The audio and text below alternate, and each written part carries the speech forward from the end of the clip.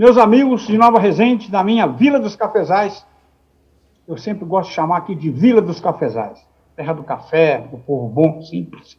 Estamos aqui para mais um Toró de Parpite, nosso encontro semanal aqui na Resende Web TV, televisão da comunidade, e dá voz para a comunidade, parece com a comunidade, tem um jeitão de Nova Resende. E como eu costumo falar para o Matheus, a gente fala para a cidade e cochicha para a zona rural. Tem a Resende Web TV, nossa TV aqui. Hoje, nesse Toró de Parpite, nós temos um convidado, um craque, um técnico que faz muita coisa por Nova Resende, pela região. Ele trabalha na matriz de sobrevivência nossa, ele trabalha com café. É o William Araújo, ou William. William ou William?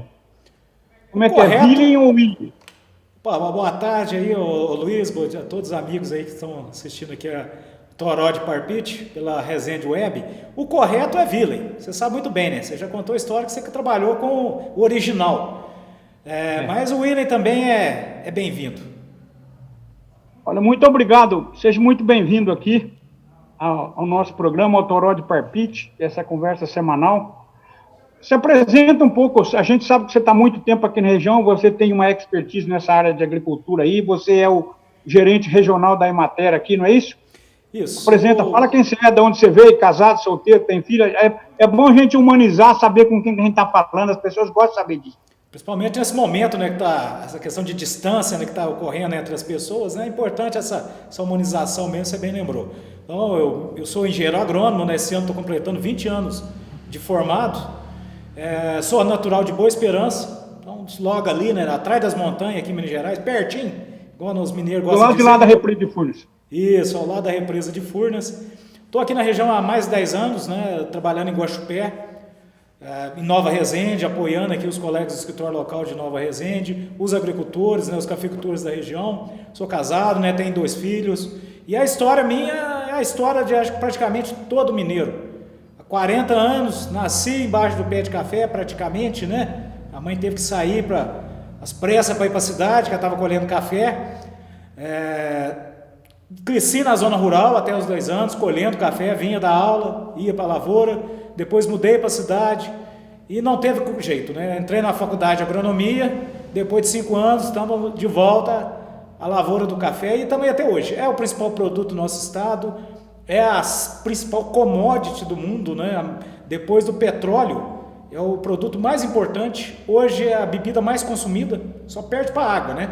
Se considerarmos, isso, tirando a água, que é essencial para a vida, não existe uma bebida mais consumida no mundo.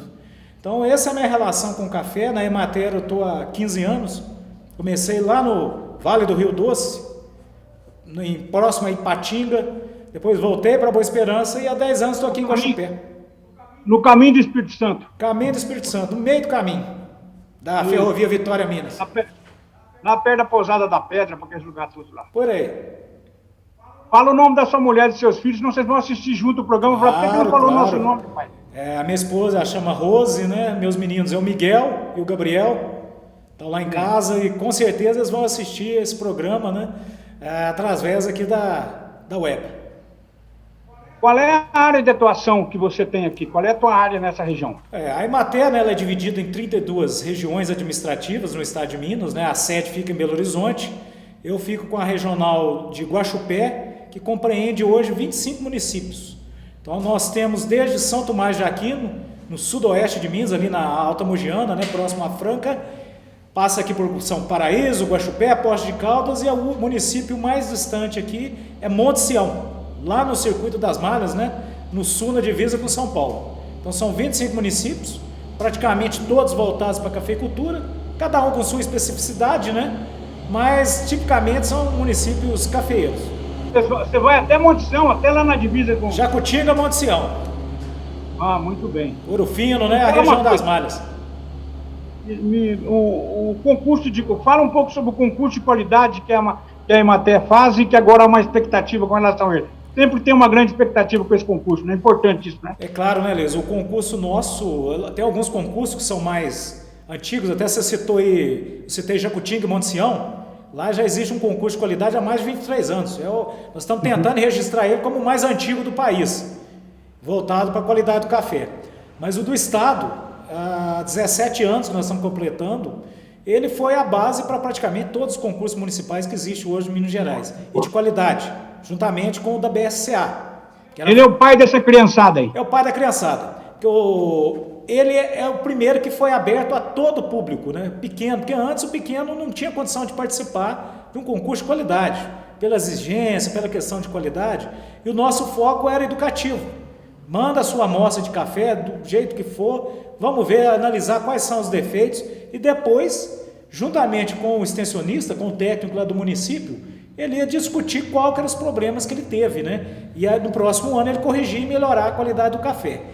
E felizmente, nós temos observado que no início, praticamente 100% das amostras não atendiam os padrões de qualidade. Então era uma luta você fazer um concurso, premiar e não tinha qualidade. E hoje, mais de 60% das amostras que são enviadas, o ano passado foram mais de 1.500 amostras, praticamente 900 amostras foram aprovadas com qualidade. Para você ver a dificuldade de você tirar 20, 24 e falar que essa é a melhor café do estado de Minas. Então ele é o maior concurso de qualidade do mundo, fato reconhecido, não existe nenhum em volume de quantidade de amostras e muito menos em quantidade de participantes, e principalmente pequenos participantes, né? E também contribuiu para esse boom que aconteceu em Minas Gerais nos últimos 5 anos de café especial, né? Na região aqui de Nova Resende mesmo, né? Já teve um campeão dos finalistas, eu ainda não estava à frente do concurso, mas já teve finalistas e campeões aqui de Nova Resende participando, o próprio Alessandro, que hoje preside a Cooper Vitae, ele já foi finalista do concurso, e a região das Matas de Minas, o norte, Chapada, né, a região ali de Capelinha, e o Cerrado Mineiro, favorecendo, né, a identificação desses mercados para o público consumidor e principalmente para o comprador externo. Então ele reconheceu que Minas Gerais é produtora de cafés especiais, porque até então era pouco o Cerrado e a América Central e Colômbia, né? O Brasil não produzia café de qualidade. Então, com esse volume, com essa quantidade e essa diversidade, que é o mais importante do café em Minas Gerais, através do concurso, né, da festa, que é a entrega, a premiação, você vê um produtor com 70 anos de idade, ou uma senhora com 70 anos, com 5 hectares, né, 15 mil, 20 mil pés de café, ganhando um prêmio, né? Lógico que tem o valor financeiro, mas provando que é possível você fazer bem feito, né? Você ter um produto de qualidade, mesmo tendo uma pequena propriedade, isso gratifica e é lógico, né? Isso eleva em muito o nome do nosso estado, não só a nível nacional, mas internacional. A Nova Resende tem uma característica que eu falo muito da importância dela. Nós somos uma cidade igualitária do ponto de vista da divisão. Você não tem miséria aqui, você pode ter gente mais pobre, mas você tem uma divisão da renda aqui mais bem feita. E muitos donos de terra. A terra está muito bem dividida aqui. Isso é um fator determinante para você dar um equilíbrio social. Isso é característica de toda a região ou nós temos uma Nova Resende está mais dividida a terra? Olha, nós fizemos até um trabalho, a Emater, uns anos atrás, acho que em torno de 5 anos, nós fizemos um cruzamento de dados da área e produção de café, né, um levantamento que nós fizemos, mapeamento do Parque Cafeeiro, e cruzamos com os índices de IDH do estado de Minas Gerais. Desenvolvimento humano. Isso. Um grande medidor mundial hoje para investimento. É um parâmetro, né? É o parâmetro. 850. Até para vir recurso para a prefeitura. Isso, perfeito. É o primeiro quesito para recurso para a prefeitura e políticas públicas, né? Então, dos 853 municípios, os municípios que têm o maior IDH, melhor distribuição, educação, saúde, estão compreendidos Cerrado, Sul de Minas e Matas de Minas, que são as regiões cafeeiras. Que a área metropolitana tem Belo Horizonte, Betim, Contagem, distorce um pouco, né? Pela questão das indústrias e outros negócios. Mas você tirando a área metropolitana, essas 3 regiões são as regiões mais características. E Nova Resende, juntamente com Cabo Verde, você tem Boa Esperança, Três Pontas, Nepomuceno, a própria São Sebastião de Paraíso, tem a característica que são os municípios com uma distribuição e uma qualidade de vida bem superior aos demais. E é fato que é graças ao café. Você circula aí pela área rural, igual você falou, pobreza existe, nós somos um país pobre, né? Isso não muda, mas miséria a nossa região não tem. Então você vê pessoas com uma moradia digna, com acesso à internet hoje, né? Nesse momento, a maioria dos produtores tem acesso à internet. Condição de filho estudando, carro, geladeira, o quesito básico de qualidade de vida. Então, Nova Resende, lógico, é um diferenciado, porque mais da metade da população ainda reside na área rural. A média do estado de Minas é 70%, 75% na área urbana. E Nova Resende, a metade ainda mora na área rural. Então você vê que isso favorece a cidade, a área urbana, né? O prefeito tem menos problema com saúde, com educação, né? Na área urbana, a questão da favelização, né? Que acontece em outras regiões, e ao mesmo tempo você tem um campo mais dinâmico. Então Nova Resende hoje é um dos maiores produtores de café do Brasil, né? Reconhecidamente, e produtor de qualidade e que exporta café para o mundo inteiro. Eu tive em São Paulo, primeira vez que eu estive na Avenida Paulista, né? Fui numa cafeteria, não sei se pode falar o nome da cafeteria aqui, né? Pode falar o que você quiser. Pode falar, então tá bom, isso é ótimo. Falar, agora eu estou em São Paulo... Essa cafeteria lá de São Paulo não é concorrente da venda de Joaquim, não. Não tem perigo então não, né? Patrocinador, não, então tá bom. Da padaria do Tchon não é concorrente, não. Então tá bom. Vou em São Paulo, na Avenida Paulista, primeira vez, vou tomar um café no Starbucks, né? Agora eu vou postar de rico, vou fazer uma selfie aqui, né? Fui escolher um café, aqui é o cardápio de cafés aqui que nós temos, vou tomar um café brasileiro, diferenciado. Aí ela trouxe a embalagem, que é a embalagem do café, para você ler, conhecer a história do café. Da onde que era o café? Nova Resende. Eu falei, não tem base o negócio, eu tirei foto e mandei para os colegas. Estamos no mundo, cara. Exportado na Avenida Paulista, né, ali no coração financeiro do país, na maior cafeteria do mundo, né, numa pilha de destaque, entre todos os cafés do mundo, estava lá um café de Nova Resende. Então você vê a importância que o município se tornou graças a essa quantização e o trabalho, né? Aqui tem uma cultura de cooperativismo, que é o diferencial de Nova Resende, né? Quando a gente vê outros municípios que avançaram, mas você não tem esse cooperativismo, esse associativismo, esse trabalho coletivo familiar, igual você disse, né? Nós tivemos uma reforma... A agricultura familiar muito forte. Então, tivemos uma reforma agrária forçada aqui, né? Isso.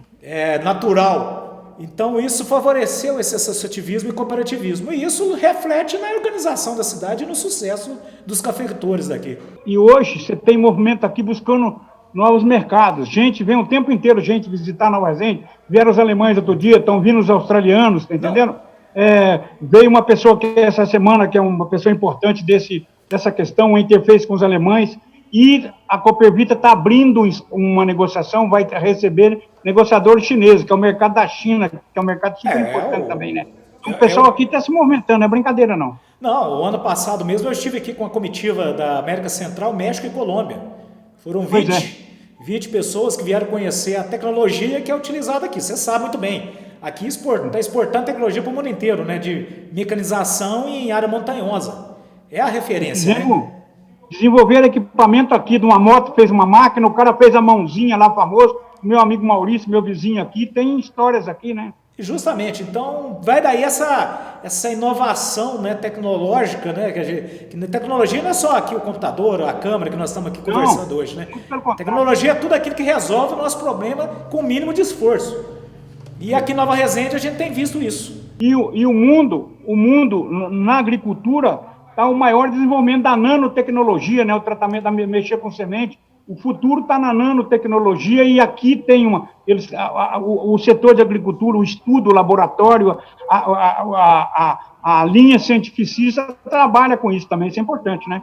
É importante porque, como eu falei, o nível dos produtores aqui de Nova Resende é bem acima da média de outras regiões. Até porque a gente tem uma grande cooperativa aqui, ter essas experiências de comércio justo, a própria Emater que está aqui há mais de 40 anos, trade, né? Muito importante. Isso, então a conscientização é grande, então o produtor está sempre aberto à tecnologia. Ele já caiu um pouco aquela mineirice, né, da desconfiança. Esse cara vem aqui me vender alguma coisa, tem alguma coisa errada, ele está querendo me passar a perna, né? O mineiro ainda tem muito desconfiado. Vamos esperar o compadre, o meu cunhado quebrar a cara. Se não quebrar a cara, eu adoto. Se não, deixa ele se estrupiar, né? Digamos, é a ideia do mineiro ainda, né? De modo geral, aquela história que conta, né? Mas aqui não, aqui ele sempre é aberto, sempre receptivo. quantas vezes nós fizemos aqui unidade demonstrativa, dia de campo, até hoje tem, né? E muitas das tecnologias que é lançada hoje em grandes centros, em outras regiões voltadas para a cultura do café, anonimamente é feita aqui dentro de Nova Resende, nos campos das lavouras de pequenos produtores de Nova Resende. Isso é uma coisa que a gente tem que enaltecer e parabenizar nesse espírito desbravador dos cafeicultores aqui do município. Até pela condição, né? É uma região montanhosa. Ninguém quer hoje plantar em região montanhosa, né? E Nova Resende continua gerando riqueza e o produtor com qualidade de vida remando contra a maré, né? De modo geral. Como é que vocês estão tratando agora, como é que vocês estão tratando dessa questão da pandemia? Essa relação do pessoal que veio de fora, a mão de obra que precisa, a relação aqui, o preconceito que se estabelece local porque fica com medo do pessoal e não é um preconceito de raiz, porque é um preconceito que nos outros anos não tinham, né? A gente tem que entender isso muito bem. É um preconceito de preocupação transitória, né? É mais uma preocupação transitória do que um preconceito. Você não acha isso? Como é que vocês estão tratando disso? Você falou, o preconceito aqui, da forma que nós conhecemos, que estamos visto aí recentemente nos outros países, principalmente nos Estados Unidos, aqui em Nova Resende não tem, porque todos os anos vem milhares e milhares de colhedores de café do norte de Minas, da Bahia, né? Para a região, né? Não é só aqui, vem para a região, né? Vem para a região. E aqui, Cabo Verde, são os 2 municípios que mais recebiam produtores das outras regiões. E eu até faço, a Emater, juntamente com outras entidades, faz parte de um grupo de estudo sobre essa questão do trabalho nas lavouras de café de trabalhadores vindo de outras regiões. Então, primeira coisa que nós verificamos é que houve uma redução significativa, né? Você vê pelo movimento hoje na área urbana, de ônibus, de outras regiões na estrada. Então, desde o princípio, a gente já estava trabalhando com isso. A dificuldade que nós temos, principalmente, é a questão jurídica, né? Que os cafeicultores eles nos procuraram no primeiro momento. A saúde sanitária, né? Aí foi feito todo um trabalho em parceria com os sindicatos, o próprio Senar, cooperativas, órgãos do setor de saúde, para conscientizar essa questão dos cuidados que a gente tem que ter, embora já era uma obrigação legal, já existe uma norma regulamentadora, a NR31, há mais de 10, 15 anos na praça, que já regulamenta essas medidas de sanidade, segurança sanitária, né? Independente de coronavírus ou não. Mas a questão legal ficou muito difícil, porque você falou, como que você vai impedir uma pessoa de trabalhar e garantir o seu sustento? Ou ele sai de lá, um grupo que já está acostumado a colher o café aqui na região, chega aqui e você vai exigir que eles fiquem 14 dias parados. Quem vai pagar isso? Porque são pessoas que, infelizmente, vêm de regiões miseráveis. A gente conhece, você mais do que eu, tem muita experiência, conhece o sertão da Bahia, né? Aqui vem gente do Senegal. Pois é. Então, como que ele vai ficar 14 dias vivendo o quê? E se o empregador, né, produtor rural, começar a custear isso, ele corre o risco de incorrer até em trabalho análogo a escravo, que vai gerar uma dívida, né? E muitas vezes ele está fazendo aqui de bom coração, para ver a necessidade, mas... Formação cristã. Formação cristã é o público aqui, né? Nossa, é um município muito religioso, mas infelizmente isso pode ser interpretado, né, de muitas formas, e uma delas é isso, é um trabalho análogo a escravo, que aquele trabalhador vai ficar devendo um recurso a ele, né, e às vezes o que ele vai ganhar não paga. Isso gera um problema social e econômico depois, né? Ô, Vili, mas a gente não pode esquecer que isso já aconteceu aqui, tá? Eu sei disso. Essa preocupação com o trabalho escravo existe porque já aconteceu.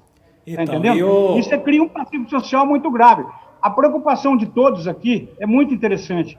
Era uma preocupação boa. Uma preocupação da cidade de resistir à chegada deles, estava uma complicação. Agora, é impossível você abrir mão o prejuízo que você tem, né? Você tem que equacionar o passivo social, é claro, mas o prejuízo econômico, se você deixar de colher o café, eu acho que aqui se caminhou bem com soluções, eu acho que aqui teve um bom termo. Aqui foi o primeiro, né? Primeiro, vamos fazer justiça, né? Que foi o segundo. O primeiro foi na região ali de Poço Fundo, Machado, que eles se anteciparam, organizando, criando algumas cartilhas, criando algumas orientações, mas ainda não tinha iniciado a colheita. Voltado especificamente para a colheita, Nova Resende e região aqui foram o primeiro a tomar essa iniciativa. valorizar o trabalho local, a mão de obra familiar. Essa é uma característica aqui, né? Tem muita mão de obra familiar. E hoje, em virtude principalmente da urbanização, o surgimento aqui tem muita indústria de lingerie, né? Aí já tem, então ocupou muita mão de obra rural. Você perdeu aqueles colhedores tradicionais, né? O cara era profissional na colheita de café. Então diminuiu muito. Então tinha essa dificuldade, por isso que você trazia pessoas de fora. Então você resgatar esse público que está aí à disposição, essa mão de obra que está desempregada, que todo mundo sabe, devido a essa crise que nós estamos enfrentando. E ao mesmo tempo você garantir com segurança que o trabalhador venha dessas regiões e consiga ganhar dinheiro, que vem para ganhar dinheiro. E principalmente ajudar o cafeicultor a colher o seu café. Você falou, 15 dias, 20 dias desse café na planta, aqui em qualquer região, ele pode perder o ano todo dele. Um ano que você está com o preço do café, uma perspectiva boa, você perder 50, que seja R$10 por saca, você cria um problema social e econômico enorme, né? Porque tem dívida, tem o custeio no banco para pagar, tem as trocas da cooperativa, tem um investimento que ele tem que fazer para o próximo ano, e isso tudo reflete na qualidade, e a qualidade depende de uma colheita bem feita. Então, eu admiro, né? Eu até participei nos primeiros dias dessas discussões, agradeço até o convite na época, né? Para poder passar o mínimo de orientações que a gente podia, com base até nas discussões daqui. A Emater elaborou uma cartilha, né? Juntamente com outros setores, para orientar, dar um mínimo de orientação, porque cada caso, cada fazenda, cada sítio, cada canto do município, né? É diferente do outro, né? Não tem uma receita única. Mas eu vejo que nós não podemos preceder nunca dessa mão de obra. É imprescindível, né?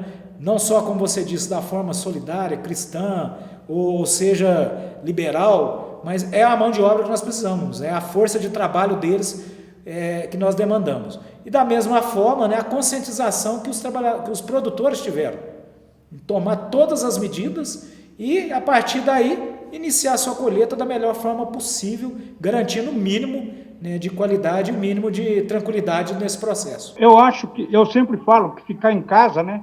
A gente está em casa aqui, só saí ontem por causa de um episódio familiar, mas a gente tem um grande aprendizado, né? A gente está aprendendo o tempo inteiro. Eu acho que a pandemia ensinou muita coisa, né? A gente tem que aprender como é que vai tratar dessa questão, quer dizer, muitos trabalhadores que vinham, ficavam em condições piores, já melhoraram, sabe?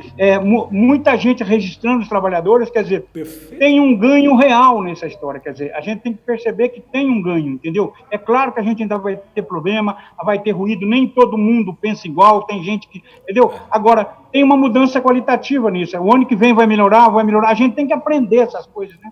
Não, como eu te falei, eu faço parte desse grupo, não é objeto aqui da nossa discussão, mas o próprio Ministério Público do Trabalho reconheceu nos últimos 5 anos que houve uma melhora assim, superior a 80%. Você tem um caso ou outro, aí às vezes sai na mídia, você citou aí, a maior parte dos problemas hoje legais é relacionada a registro de funcionário.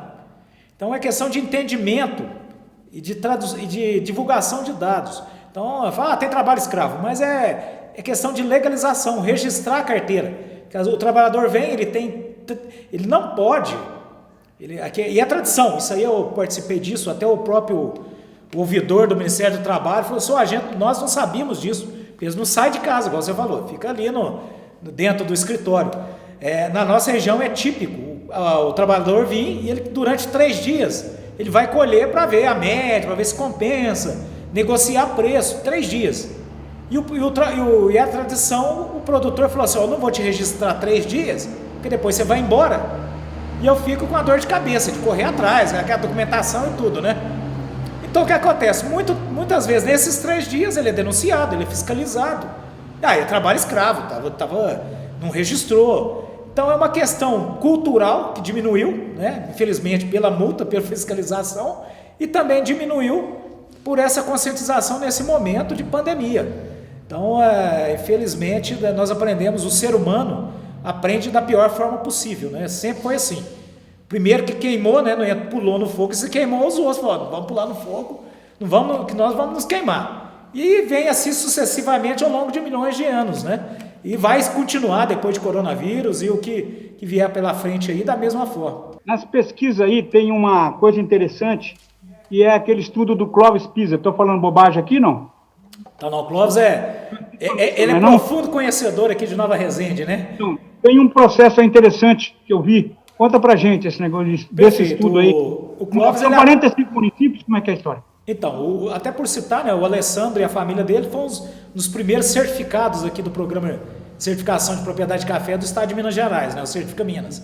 Então, o Clóvis atende aqui há mais de 10 anos um determinado grupo de produtores nas questões de boas práticas agrícolas, boas práticas de produção. E ele adotou desde o ano passado essa ferramenta via WhatsApp, via formulários digitais para fazer levantamento de dados. Então ele se antecipou a toda essa questão que nós estamos passando agora nesse momento, como técnico, como profissional. E ele fez um levantamento alguns dias atrás, né, com esse público, mais de 45 produtores que ele atende aqui em Juruáia e Nova Resende, sobre as questões da colheita, a mecanização, a época de colheita, a questão de estrutura, financiamento, questões simples, mas que impactam no resultado. Então, fatos interessantes que a gente pode tirar desse trabalho que ele está terminando de aperfeiçoar, vai divulgar com certeza, né? Já está fomentando que ele leve adiante esse trabalho. A mecanização, né? O tanto que aumentou a mecanização sem diminuir a mão de obra. O mais curioso é isso, porque sempre aquela dúvida, vai aumentar a mecanização, isso vai acabar com o trabalho no campo. Pelo contrário, está faltando profissionais hoje para operar, não só as máquinas, grandes máquinas, né, que aqui na região não são tantas, mas para operar aquelas máquinas manuais. E nós citamos aí há pouco, né, os implementos, outros implementos que têm sido adaptados a pequenas propriedades. Então, esse é um paradigma que caiu por terra. Então, a mecanização nem sempre acaba com a mão de obra. A questão da conscientização desses cafeicultores, iniciar a colheita no ponto certo. Então, era 20 dias atrás, mais ou menos, que ele fez o questionamento. A maioria, né, mais de 80% falou, ainda não começamos, porque o meu café ainda não está no ponto. Então, ele precisa atingir uma quantidade mínima de grãos maduros para poder iniciar e não ter perda de qualidade, igual você mesmo já citou há pouco. Outro fator, questão de investimento. A maioria falou que investiu e vai investir em tecnologia para garantir a qualidade do café, né? E, finalmente, outro ponto interessante que a gente vê, né, a importância que eles dão ao associativismo ou cooperativismo. A maioria, 90%, esmagadora, é filiada a alguma associação ou cooperativa. Então, eles reconhecem essa importância do trabalho coletivo para poder, né, garantir a qualidade. Então, ele tem outros fatores que ele está analisando também, né, questão de comercialização, de certificação, né, do café, negociação no mercado externo, interno, que são frutos agora dos próximos trabalhos dele, para poder a gente chegar, né, e entender por que esse momento que nós estamos vivendo aqui em Nova Resende e com outros municípios da região em termos de qualidade.